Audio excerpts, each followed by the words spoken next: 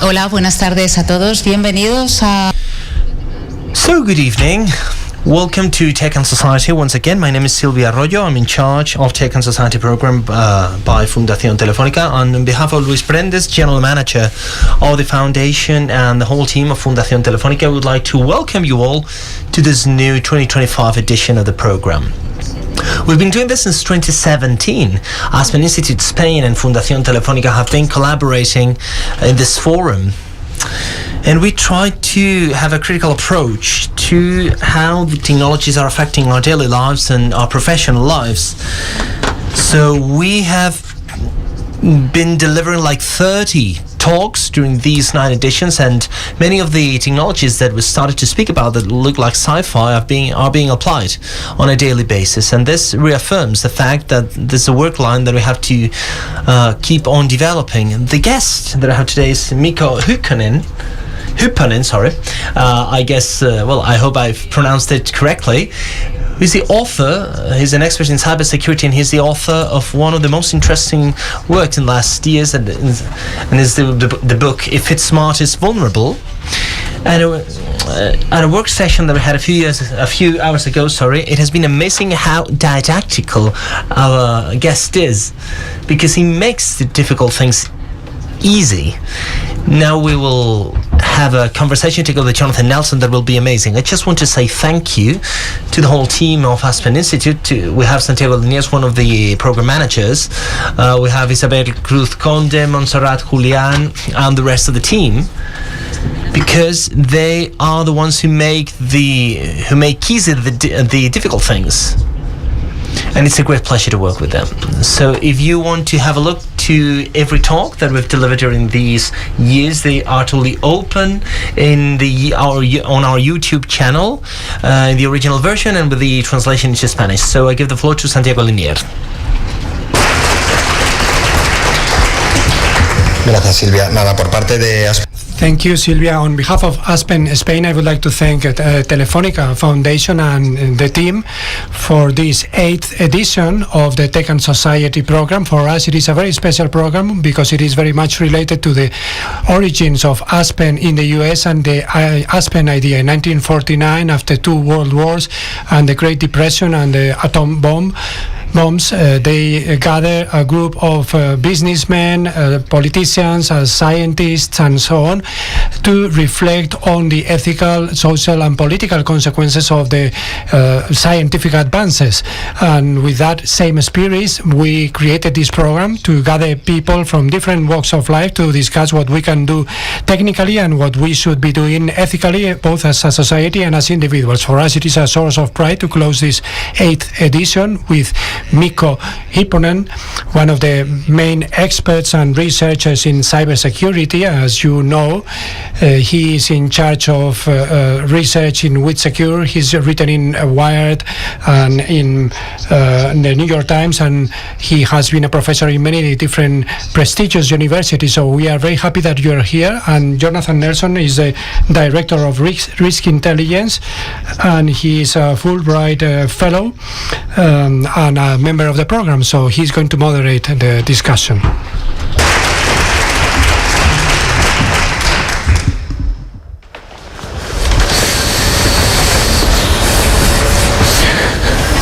Thank you for the introduction, and thanks to all of you for joining us tonight. Indeed, my name is Mikko Hyppönen. I am the Chief Research Officer for WithSecure, and I come to you from Helsinki, Finland. Helsinki is my home. That's where I lived all my life. I live 2 hours away from the Russian border, and since I've spent my professional life tracking online attackers and online criminals, of course, one of my focuses has been towards the organized online crime gangs operating from Russia or from all of the ex-Soviet states. And I've seen this world change through the lens of cybersecurity. The world was different in 1991 when I started my professional career. In fact, I always carry something with me to remind myself of where I'm coming from. Because when I started analyzing viruses, they were spreading on these. And I know that there are younger members in the audience who are not really familiar with the old storage medium of data. But this here is a single-sided, single-density floppy with storage capacity of 360 kilos, which probably would fit 1/10 of one image that you take with your phone today. But this is how we used to move data. When you saved your files, you put them on a floppy and then you carried the floppy to another computer because we had no networks, no email, no Wi-Fi. But we already had viruses back then in the early 1990s. And the way they were spreading from one computer to another was with people carrying them on these. These viruses went worldwide. One of the early viruses I analyzed in the beginning of 1990s was called form.a. It's probably the most widespread boot sector virus spreading on those floppies that we ever saw. How widespread? Well, we found it from the research stations on South Pole. We found it from the International Space Station. And we found it from everywhere else. But if it can get itself all the way to South Pole and into space on a floppy disk, it tells you that these things spread surprisingly well. If, in fact, those floppy-based viruses spread exactly as well as human viruses, like COVID or flu. We can't restrict those either. No matter how hard we tried, COVID spread to every country on the planet. Exactly the same thing happened with those early viruses. But the big difference with the viruses that I started my career with by analyzing these early viruses and the viruses that we see today are the people who wrote them. People who used to write viruses back then were doing it for fun. They weren't trying to make money. They were not trying to become famous. They did not have a political agenda. They weren't working for a government or a military or an intelligence agency. They were doing it just because they could. No higher cause. That's the reason why many of these early viruses were showing themselves by showing messages or playing music or doing animations or doing destructive things, destroying files or formatting hard drives. Things really changed 20 years ago. Around 20 years ago, we started seeing governments enter this picture. Governments using cyber attacks for espionage, for sabotage, and eventually for waging war. And around the same time, around 20 years ago, we started seeing the first money-making attacks. Initially, through the cooperation of malware writers and email spammers. People who were sending spam emails started buying infected computers from virus writers.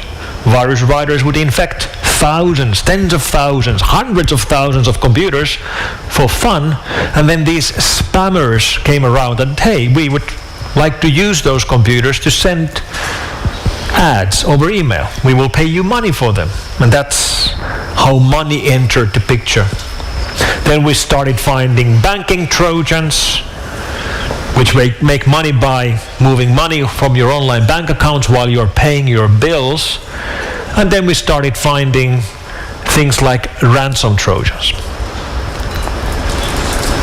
Today, when I speak about the organized online crime gangs, I speak about cybercrime unicorns. Unicorns that's a term we use for technology companies that are considered to be more than $1 billion in value. Technology startups that are growing really fast. Well, if you look at the biggest organized online crime gangs, if you look at their size, if you look at their growth rate, if you look at the wealth that they control, if you just look at the numbers, they would be unicorns. Of course, these crime gangs, they will never do an IPO. They're not real unicorns. But it's an illustrative way of looking at how big this problem has become. Largest online crime gangs are organized online crime groups. Just like any organized crime groups, they are big operations. They have physical offices, they pay salaries to their employees, they have their own data centers, they run it like a business. Who am I talking about? I'm talking about groups like Lockbit. This here is the Lockbit website. That's a video of the site. These are victims of Lockbit. Every single entry here is a company. The red ones have just been hacked. The green ones have been hacked and they haven't paid the ransom, which means their email archives and document archives have been published on this website. At the very top you see the website address. As you see, it's an onion address, which means you need to use the Tor browser to access this site. But if you have the Tor browser, anybody can see this site. And the amount of victim companies listed on these ransom group sites are huge. All kinds of companies from all over the world, of all sizes, of all business areas. Actually, it's a very good eye-opener when you look at these victims and you see that, there's a Brazilian company from Venezuela, from Germany, and so on. A couple of American and Canadian companies. Some of these are small, some of these are enterprise-sized. So right next to each other you have a furniture manufacturing company from Denmark, then a bank from Vancouver, then a steel mill from Mexico City. It's like somebody would have shot at the internet with a shotgun and hit random targets. That's basically what it looks like. And that's because that's what it is. These attackers, like Lockbit, they don't have a target list. They don't decide and let's go and hack that particular company, or let's hack banks or anything like that. Let's go and hack German or Spanish or French companies. That's not the way they operate. They start from the vulnerability. Here's a vulnerability. Here's a machine, let's say a VPN server or a firewall from a particular manufacturer. This version of this firewall device has a weakness, there's a bug. If somebody's running this, we can exploit this bug and we can gain access on this device. And from that device, we can gain access to the whole network. Let's scan the whole internet. Let's scan every single public IPv4 address. There's 42 billion addresses. You can scan them in 3 hours. And then you have a list of every single vulnerable machine. And then they look, where are these machines? And start attacking those. And you end up with a list like this. And this is a good eye-opener because many companies and organizations think that, they're not going to target us. Why would they target us? They don't even know us. They've never heard of us. We're not important. We're not big. We're not visible. Certainly the attackers will go after the big fish. But then when you look at the actual victims, you realize that if these companies, if these organizations were hacked, we can be hacked as well. And these groups don't care. I was looking at the victim list of another ransomware gang called Inc. earlier today. I was actually flying earlier today from London to Madrid. Just before the flight took over, I was looking at the Inc. website, and their newest victim included a non-profit organization from Canada which is trying to build vaccine for HIV. That's who they attacked today. It takes a special kind of criminal to attack a non-profit that's trying to figure out a cure or an antidote for a disease. But that's what they do. Now, like I mentioned, the red ones here on Lockbit side, they have a timer, 14 days, 2 days and 20 hours. That's how much time you have to pay the ransom. If you pay the ransom, you disappear. You're no longer listed here. But if you don't pay the ransom, you turn green, and then anybody can look at your files. Now, what does it mean to look at your files? Well, let's look at another group. This is hunters. This is maybe the 4th largest ransomware gang in the world. That's their website. This is the leak site of Hunters ransomware group. Pretty nice interface. That's the list of victims, and here are the files of the victims. And you can just click on the victim and it will show you screenshots of their documents, of their patent archives, of their employees, IDs, of the emails that the employees exchange with the corporate healthcare about private health issues, things like that. And anybody, I mean, you can access this right now. And it's a pretty nice website. It's probably, the usability is probably better than Salesforce, if you know what I mean. So these gangs make a lot of money with their attacks. To make matters worse, their income is almost completely in Bitcoin. That's how they collect the ransom. Some of them prefer Monero, but Bitcoin has been the norm for 10 years now. Which means many of these group members have been sitting on top of big piles of Bitcoin for a decade, because they like to keep their money in Bitcoin. They don't like to move it to real world currencies like dollars or euros or rubles. In Bitcoin it's safe. It can't be confiscated by the law enforcement. Which means these groups have become awfully wealthy simply by sitting on top of the big Bitcoin wallets they've been having for years. And if there's a big problem with organized online cybercrime gangs, it's even a bigger problem if they are wealthy organized online crime gangs, because now they can invest into their attacks. So what could we see in the future? Well, the thing that we worry about is the combination of online crime and artificial intelligence. So what about insurance? Could we tackle this problem with cyber insurance? Well, it's not a bad idea, but there's one problem with insurance that I don't like. I took this screenshot from one insurance company website. If you're a company and you buy your cyber insurance and you get hit by ransomware, they will, reimburse your costs, but they will also reimburse the ransoms that you pay. Which means if your company gets hit by ransomware and you have a cyber insurance, of course you will immediately pay the ransom. Why wouldn't you? Because it's free. And you will immediately get your files back and nothing's going to get leaked. You're not going to get bad press.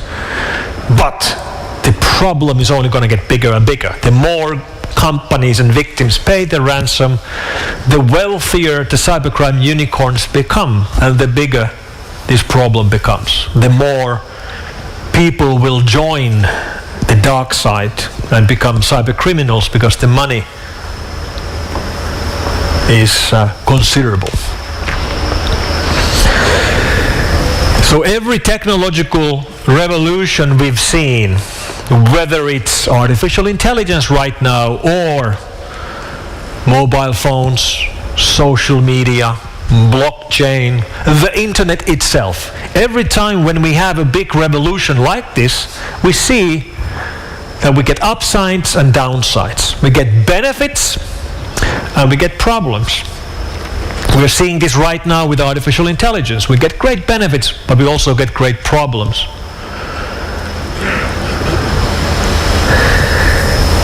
I think a great example on how we tend to overestimate the speed of these technological revolutions, but underestimate the size of these revolutions, is what happened with the internet revolution, which happened around, well, it started happening around 1994. I set up the first website for our company in 1994. There were 16 websites in Finland. I set up website number 17. I remember this vividly, in April 1994. By 1999, we entered the massive dot-com boom and internet hype time. You can still see this today.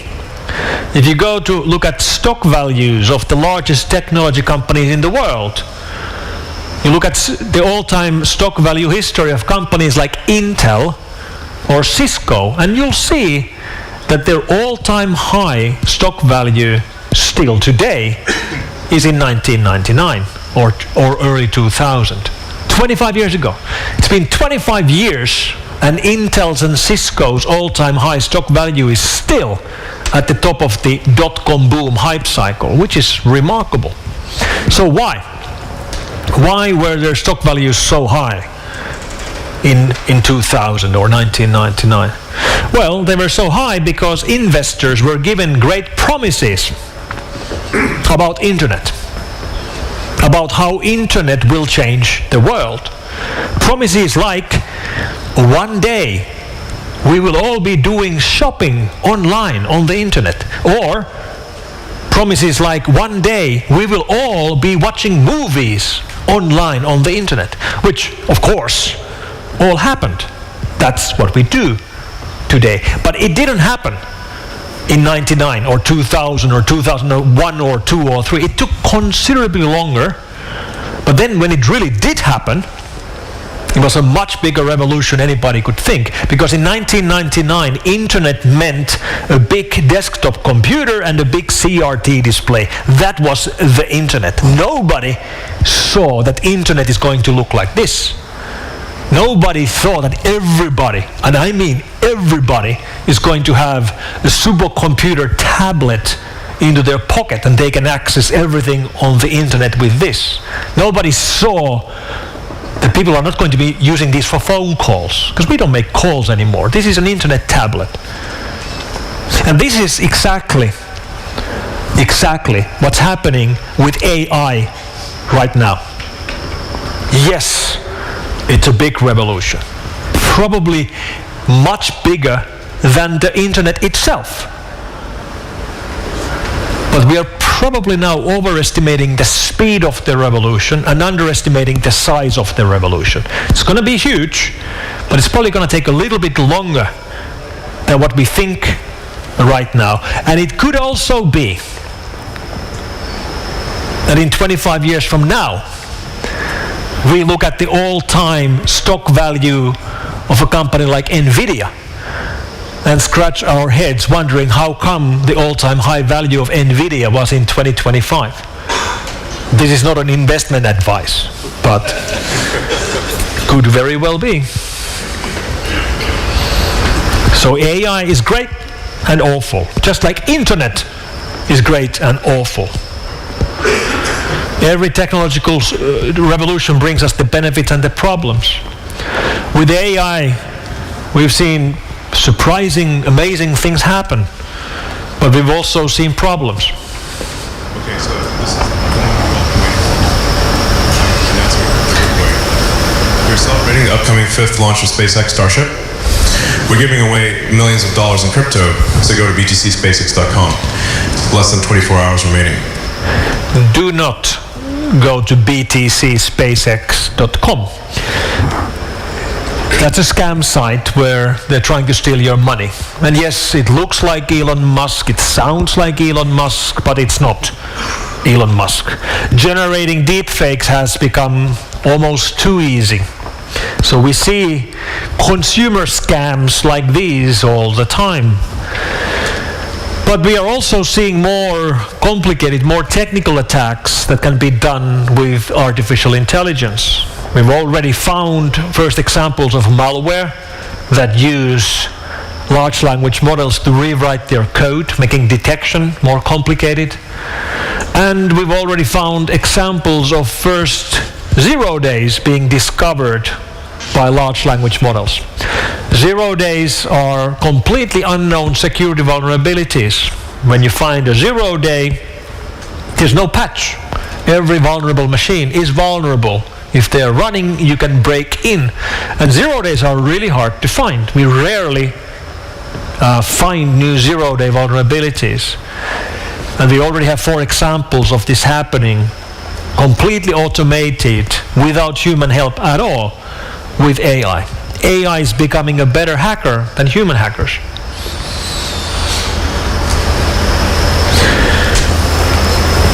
So what's the future of our own personal lives in the era of artificial intelligence? Or let me put this differently, for the younger students in the audience, what should you be studying? Programming? I don't know. Law? I don't know. Large language models and generative AI are going to be pretty good programmers and pretty good lawyers. One job that I believe will be pretty safe from the AI revolution is plumbers. I don't think AI will be fixing our plumbing in our homes anytime soon. So that's what you should be recommending to your children. Go and study plumbing. AI is not going to take your job. It's a bit worrying to think about how much our work life is going to change because of this revolution. But just like I told you, it's probably going to take a little bit longer than we think. When I was 18, we have military service in Finland because we're right next to Russia. When I got out of the army, I had just turned 19 and I spent a year working before I went to study. And I was driving the forklift for a year. I was really good. I was a great forklift driver. I was working in a factory building X-ray machines, and I was really good taking the X-ray machines around with my forklift. And then when I started studying, I always thought that, if this computer thing doesn't work out, I can always go back driving the forklift. I had a backup plan. Well, unfortunately, I have no backup plan anymore because people don't drive forklifts anymore. Machines, AI, is becoming much, much better forklift driver than humans ever could.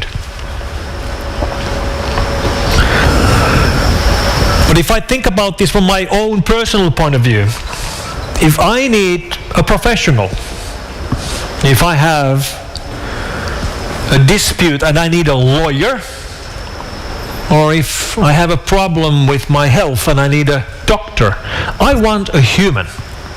I don't want a machine. I don't want AI.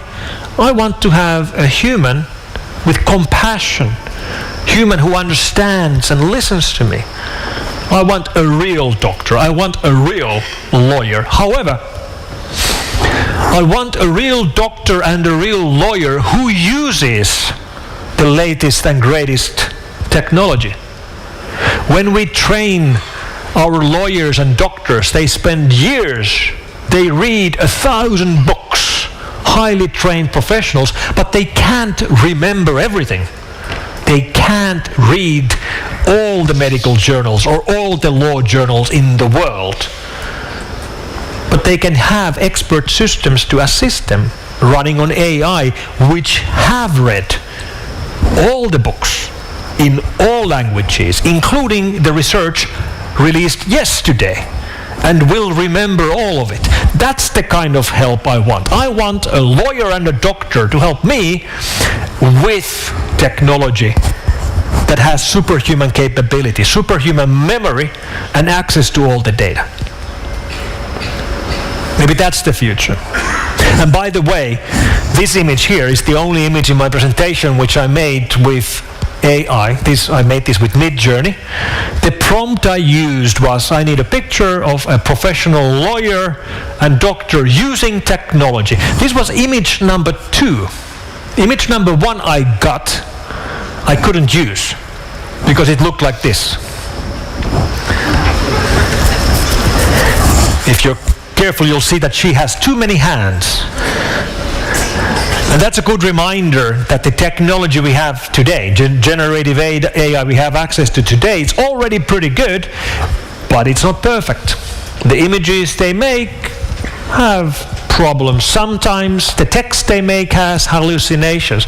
But this revolution has only started. This is all brand new. Imagine how good these systems will be in 5 years, 10 years, 20 years.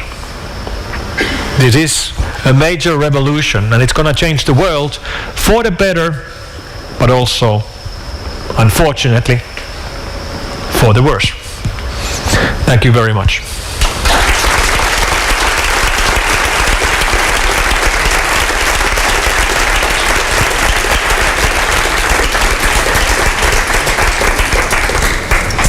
All right, so shall we sit down? Sure. I have a few questions, probably more than we'll have time for, but we'll also take questions from our audience in a few moments.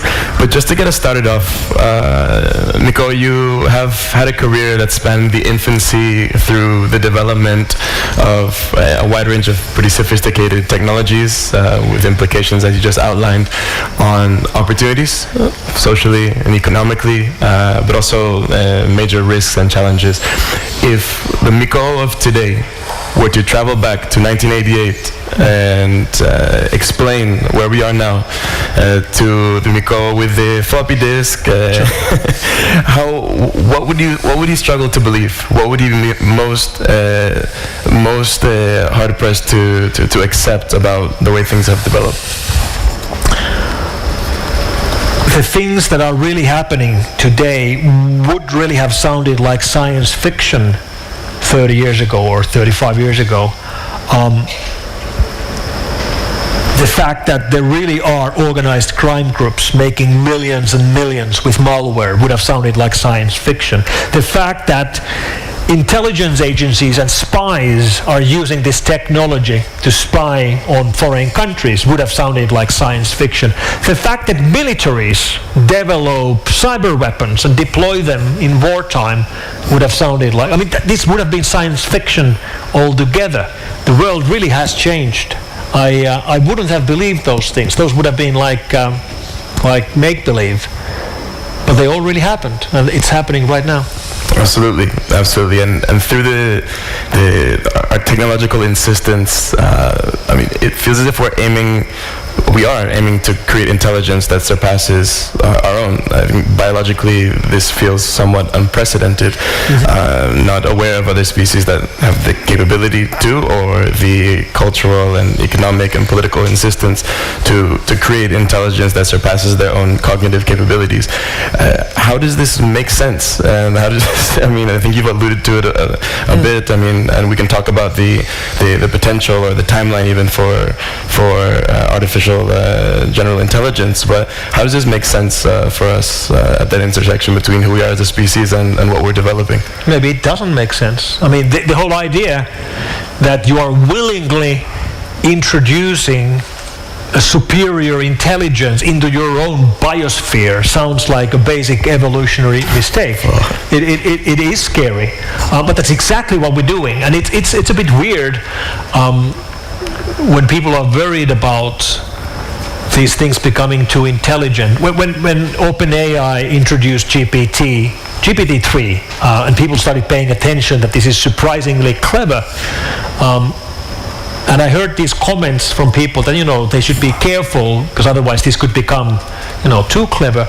Clearly those people hadn't been paying attention what's the mission statement of OpenAI. OpenAI's mission statement is to build AGI, artificial general intelligence. They're not building language generators or large language models or image generators or video generators. They're trying to build human level intelligence. And as soon at the moment when we're able to build something which is as capable as human in everything, that might be the last thing we have to invent, because it can then develop everything we can develop, including future more clever versions of AI.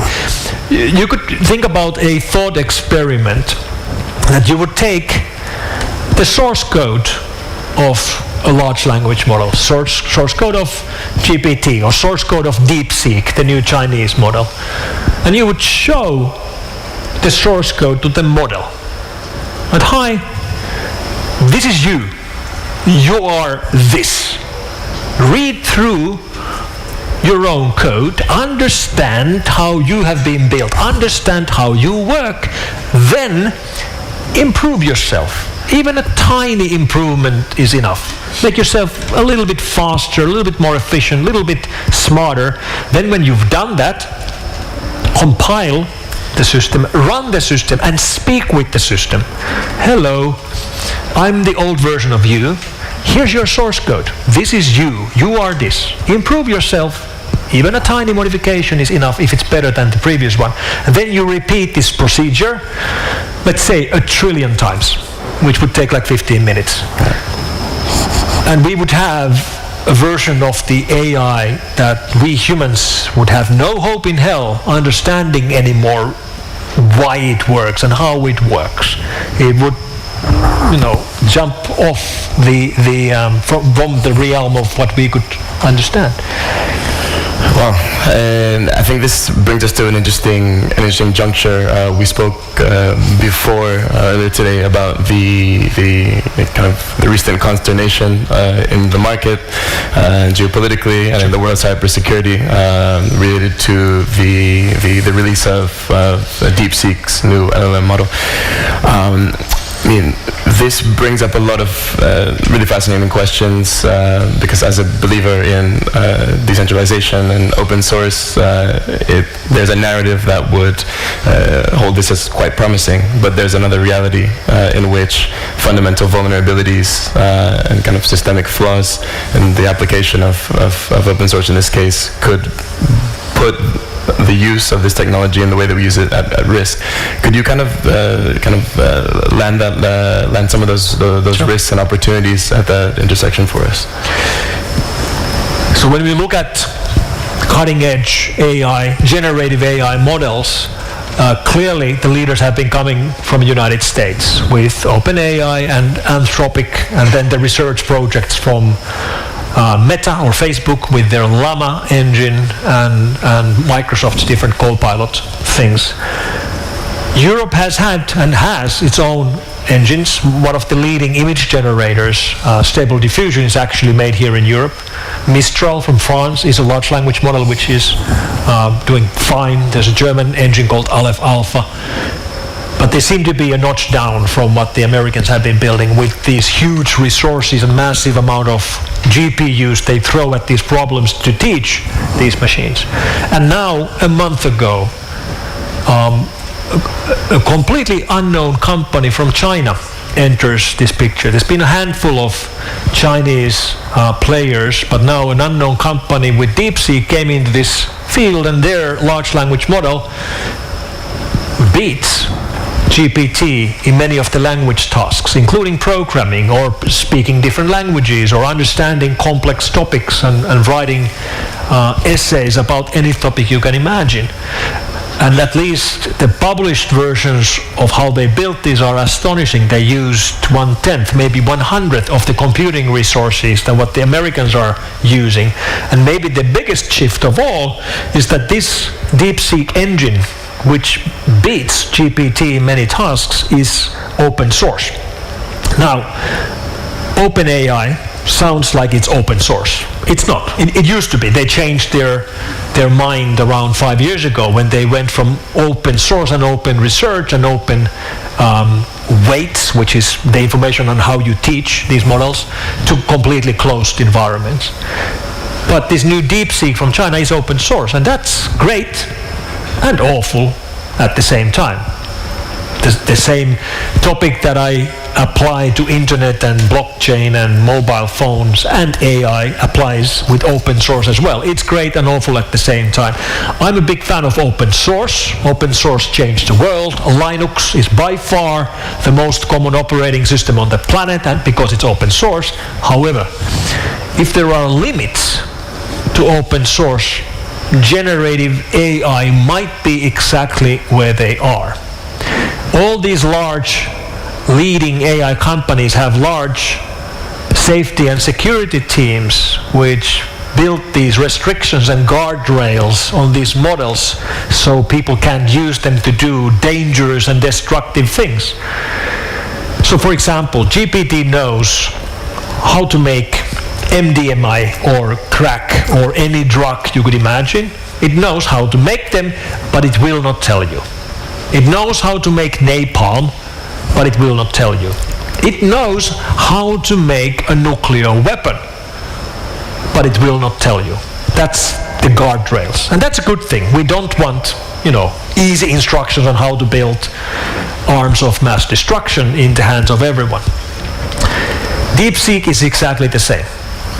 DeepSeek knows how to build a nuclear weapon, but it will not tell you. However, it's open source, which means you can download it and you can change the code. You can remove this restriction and run it on your own machine, and then it will tell you how to make a nuclear weapon. And that's the problem with open source in these really powerful models. And we've had open source models before. Llama from Meta is open source, but it's one notch down from the functionality we've seen with these cutting edge models.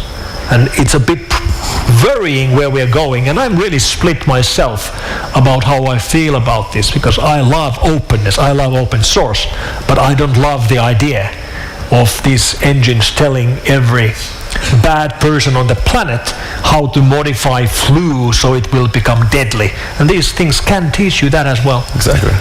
Precisely. And on the topic of risks, I want to shift the panorama a little bit to speak about hybrid threats, an area which you have spoken extensively about.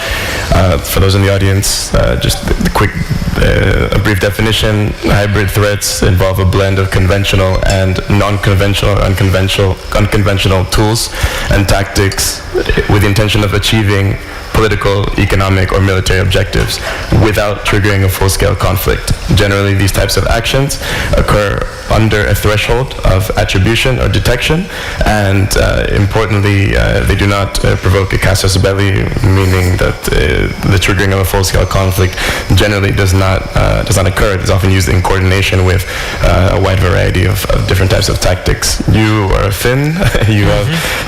Finland shares over 1,300 kilometers of border with Russia, who has a long and complex history of belligerence within the domain of hybrid threats.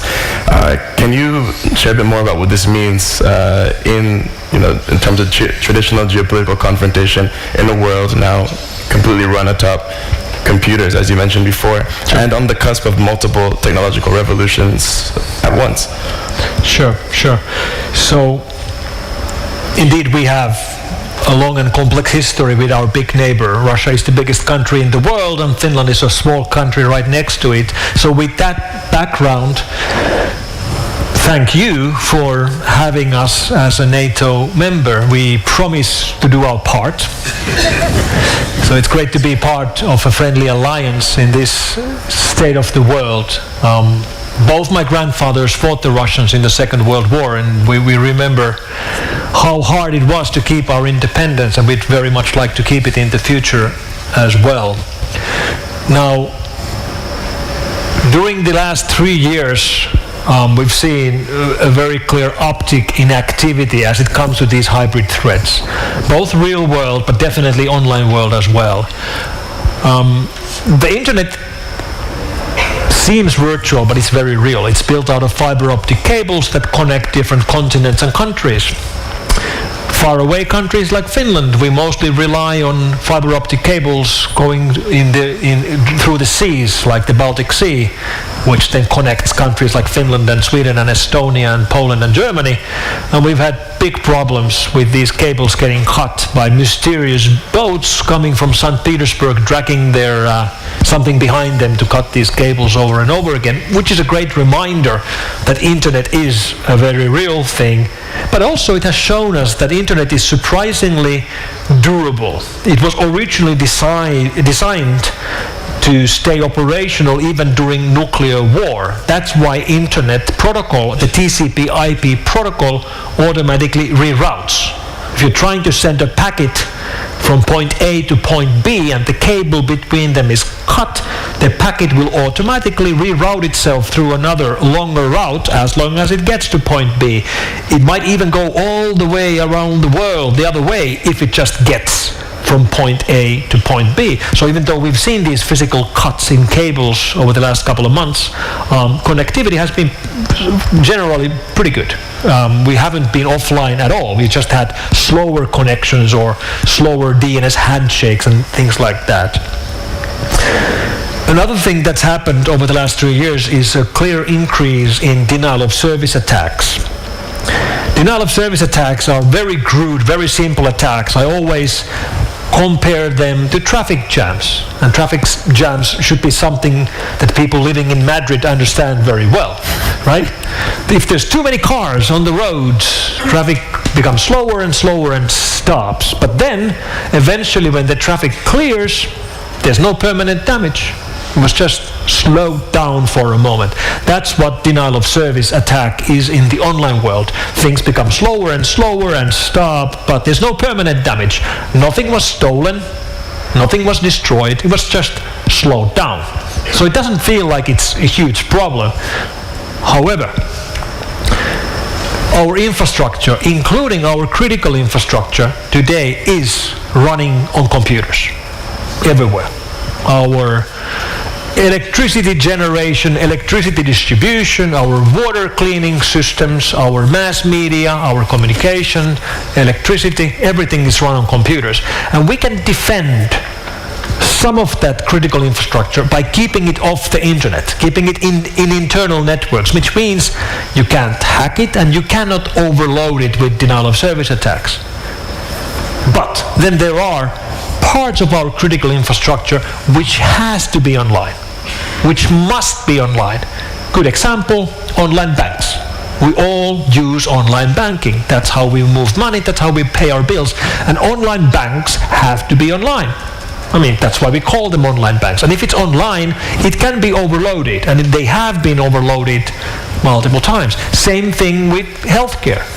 The actual real world doctors are in the real world, but if you cannot reserve a time for the doctor because the online booking system is down, what do? The whole system breaks down from these parts which are online.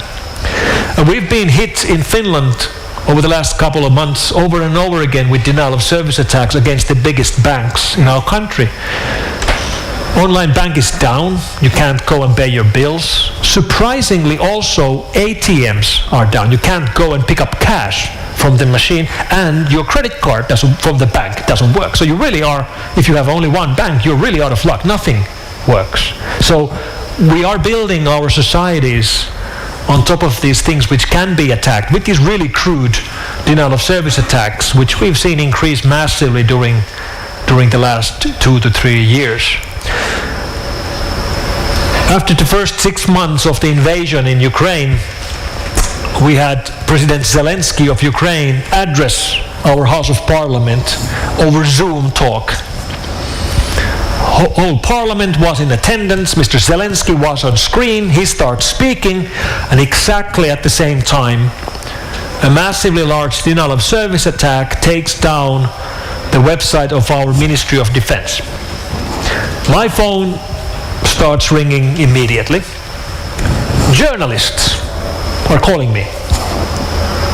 And some of them sounded almost like they would be scared, like, oh my God, it's really happening. They're really attacking. And it's down. The website is down. And I told every journalist the same thing, that yes, you're right.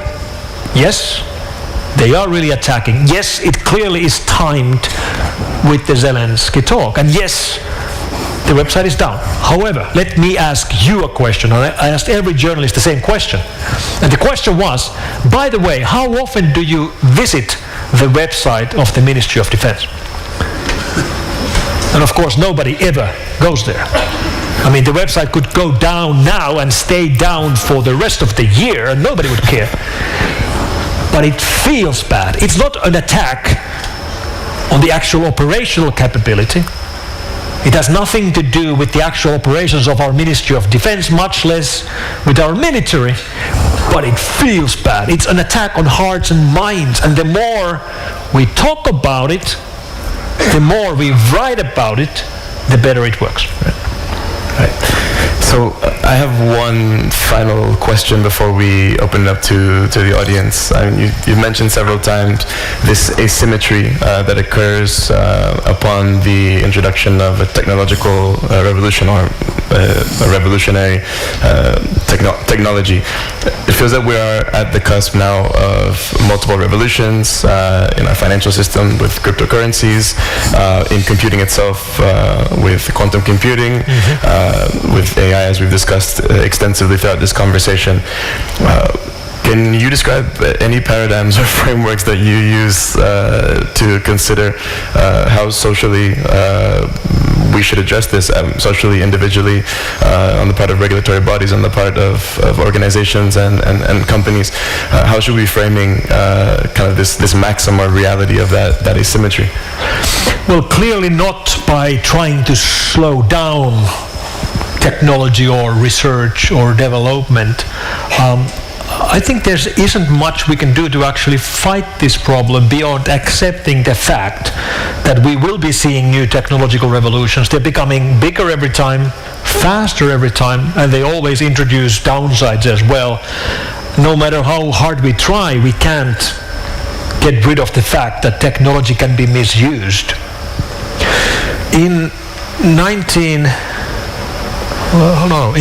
2006, the Time magazine, when they selected the person of the year, Time's person of the year, in 2006, the person of the year was not a president or some politician, it was you. Cover of Time magazine had a mirror, and you were selected as the person of the year. The point was that they saw rise of social media. Pretty correctly, actually. 2006, MySpace was the biggest social network. Facebook had just been becoming a thing, and YouTube started growing. And what Time magazine realized is that this is changing the world. Because before this, it was the time of mass media.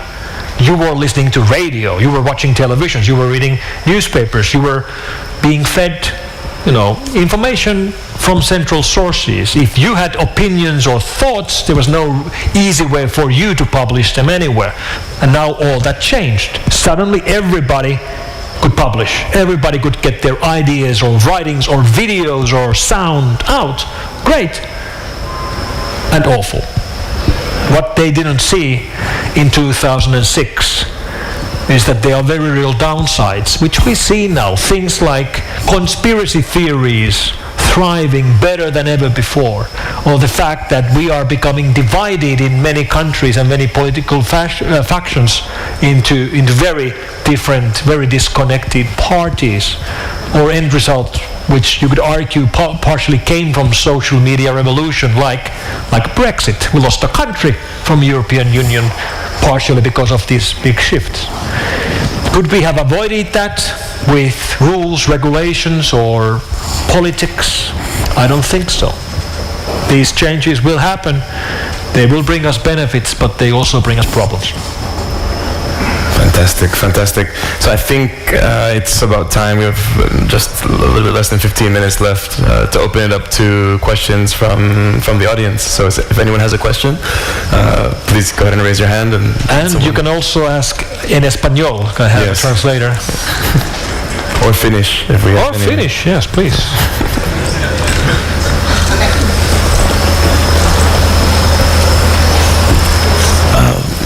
Silvia's gone for the... Hold on, we have the microphone. I guess.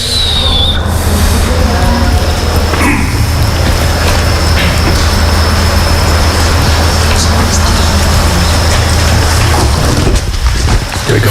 There you are. Right here in the front. Thank you. Okay, Mikko, first of all, thank you for your intervention.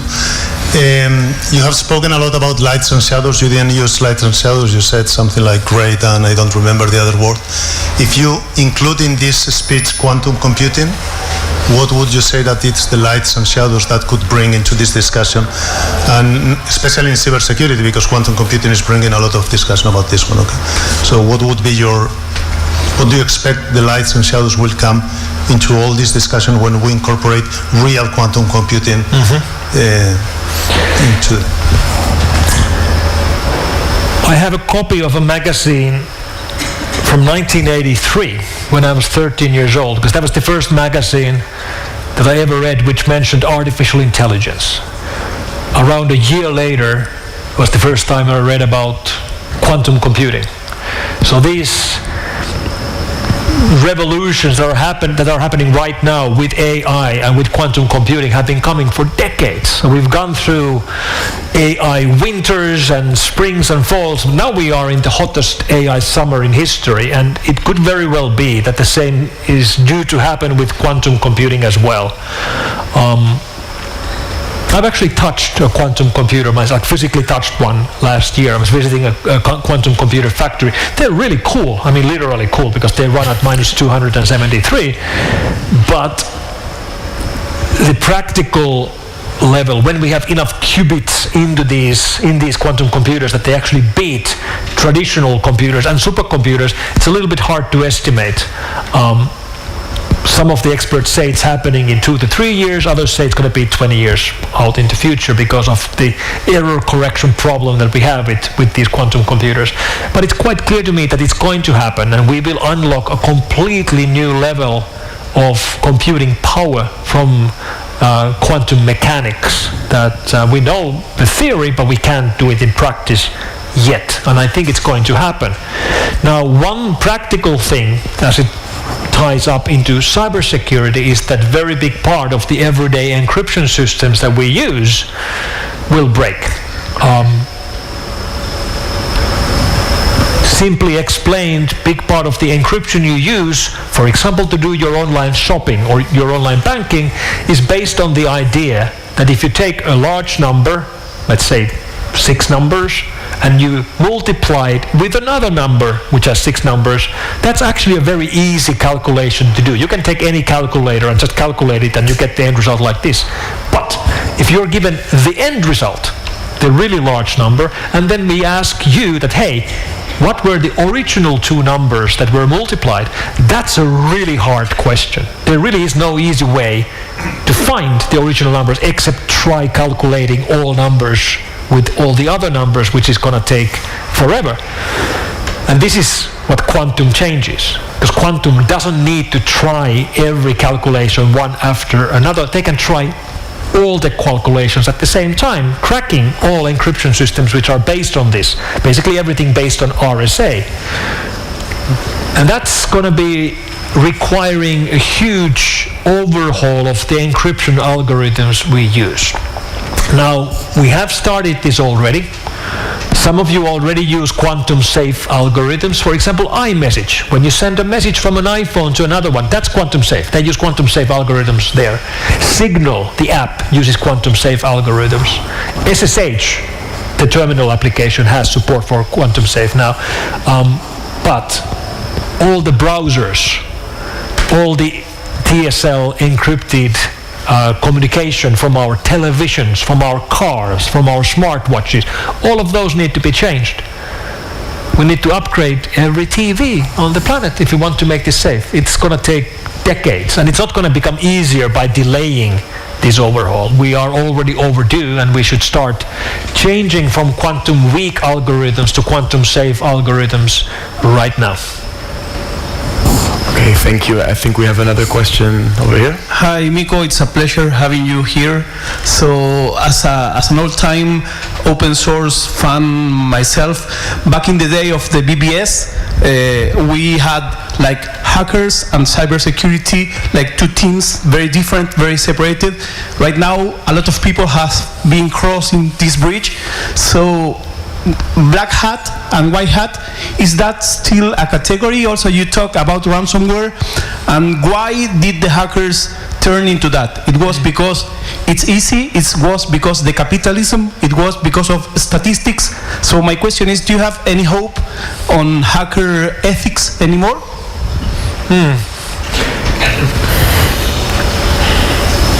I've met over these years a lot of black hat hackers, including convicted criminals, people who were in the life of online crime. Some of them made significant amount of money with it, but they were caught and sentenced. And almost every one of them, when I've spoken with them, Some of them I've met in jail and having discussions about their decisions. Almost every one of them have told me that they wish they would have had the opportunities to do what I'm doing, to be on the other side. Clearly they were technical, they wanted to work in technology field, they understood network protocols, they understood programming, but they didn't have the right opportunities, or they went on the wrong track. Many of them are people with the skills but didn't have the opportunities, and I believe that's the reason why we see more online organized crime gangs from one way or another developing countries. So they mainly come from ex-Soviet states or Far East Asia or South America or now Africa. So if you're if you know how to program, if you know your way around network protocols and you live in Madrid, you can get a great job and feed your family with these skills. If you're living in Siberia or in the slums of Sao Paulo, it's a different story. The easiest way to get into, make significant money with those skills might be through life of crime. And to make matters worse, they have these figureheads that they look up to. Many of these online criminals, especially in Russia, they have Instagram accounts. They post pictures of their parties and their boats and their Ferraris. Of course, it's tempting. People want to do and get what they have, and they want the fast track. So the best thing we can do to change this is to catch more online criminals, put more of them in jail, and show the potential newcomers that crime doesn't pay, not even online crime. Thank you, Mikko. I think for a question over here. I think we have time for maybe 2 more questions. Just a heads up. So if there's a last one that anyone wants to ask after this one, please. Thank you so much. So my question, what's your take on space cybersecurity? So this is important, cybersecurity between terrestrial infrastructure and satellites. It's important because the war in Ukraine and many cases also began with hacking of satellite. I'm aware of this because I'm Ukrainian. So greetings from next neighbor to Terra Russia. Heroям слава. Героям слава. Space cybersecurity, it's really important because we are very fragile. So we are not talking about this hacking television in our salon. We are talking about something bigger, critical infrastructure, which is really fragile. And in the 3rd year of this full-scale war in Ukraine, this danger is really high. And you know what I'm talking about. So what's your take on this, the current status of space cybersecurity, and let's say your scenario, how to unite experts who would prevent worse things? Thank you. It is a great topic and crucially important for our communications. I think big part of the security problems we've seen in space systems is actually a familiar problem from everywhere else, which is legacy. When you have old systems, they are hard to secure. This applies especially well to factories and things like that, which run decades with the same hardware, including same computers. Big part of our satellite systems and satellite communications are old, and it's hard to secure old technology, especially when the technology is in space, that you can't change the hardware. And we see a huge difference here when you look at more modern things.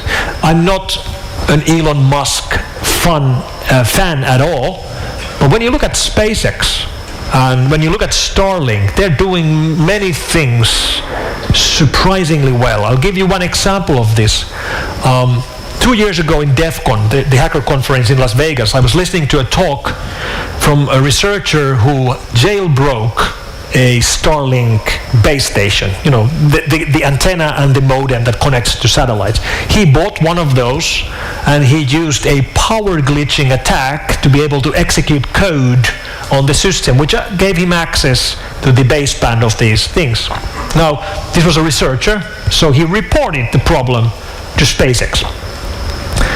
SpaceX sent an update to every single Starlink modem, which physically burned an e-fuse, a physical device on the motherboard of the Starlink base stations, disconnecting and disabling specific functionality permanently from every single Starlink modem, which fixed the problem. So they had been thinking about that, someone could figure out a way to do this, and what would we do then? And they had a physical fix put in place years earlier for the purpose of being able to fix that. And that's not legacy technology. This is like forward thinking. So the more modern systems we have, of course, they are easier to secure. And that's maybe what we should be thinking about as it comes to space secured. Fantastic. We have 1 or 2 minutes left, just in case there's any last question. Okay, fantastic. Well, here we have our last question, and then we'll close out. Hi, thank you very much for the talk. I think a great question to wrap up would be probably about preparation of this new technological wave that we're experiencing. You've talked a lot about AI is great, but AI is also awful, as any other technological wave we've been into before. I found very interesting how you've mentioned that probably there was not that much that we could do before the appearance of social media to prepare in advance for the consequences that we've seen. What happens now? So we are now entering this new technological wave, which I agree we're probably overestimating how fast it's going to happen, but still it's probably going to happen much fast and at a bigger shape that governments, institutions, countries are preventing. Regulation might not be the full solution. What's your view on that? How do we prepare? What should we be doing? In my line of work, I meet politicians and decision makers and regulators. And as it comes to AI, a bit surprising comment I've heard from many of these is that they're worried about people losing trust. These large language models enables you to generate unlimited amounts of text and messaging, and these deep fakes can generate images and movies which are perfectly plausible. People are going to lose trust. And I'm always answering them that, good, that's great. Yes, people should lose trust. It's good if they lose trust, because right now clearly people trust way too much. They fall for all these scams and they believe all these conspiracy theories, and they fall for Elon Musk promising doubling your money in a day. I'm not worried about losing trust at all. I think people need to realize what's happening here. Some of you remember in 1990s when Adobe Photoshop became a thing. And Photoshop enabled anybody to modify still images and make perfect modifications. And clearly, we could modify photos before Photoshop. It was just hard. And now it was so simple, anybody could do anything. And that caused us to start to look at images, still images, with different eyes, because now we knew that, anybody could have modified this, and this might not be real. And that's what's going to happen now with video.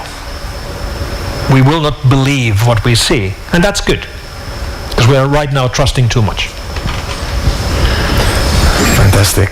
Well, I think we'll leave on that. A round of applause for Mikko Hyppönen, please. Thank you. Thank you very much.